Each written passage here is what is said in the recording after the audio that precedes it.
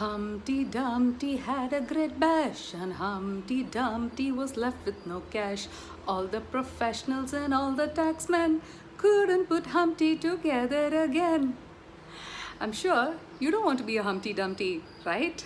So I'm going to share with you 4 steps on how you can manage your cash, and you can apply these principles both for your business as well as in your personal life. So, step 1. Like you cannot control your cash in, and all you can control at this point in time is your cash out, right? So what you could do is, as a first step, you can set aside a fixed percentage of your revenue or a fixed amount and ensure that your monthly cash outflow does not exceed this particular amount. Step 2.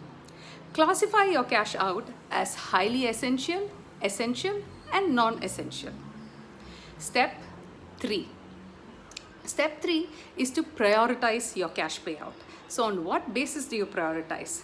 The first being, under prioritization, your basic operational expenses or your basic living expenses, as the case may be.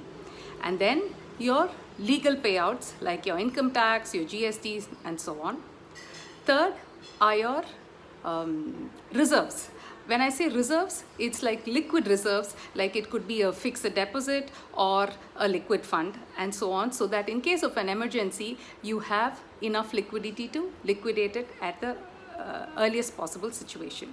Fourth are your investments. It could be real estate, bonds, gold, mutual funds, stock, etc. And the important principle here is to diversify. Your portfolio should be totally diverse.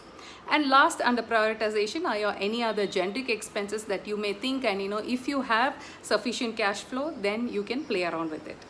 The last and the fourth step is to prepare your cash forecast, so that you know how much money you have and how you can manage your cash in the next few months, right?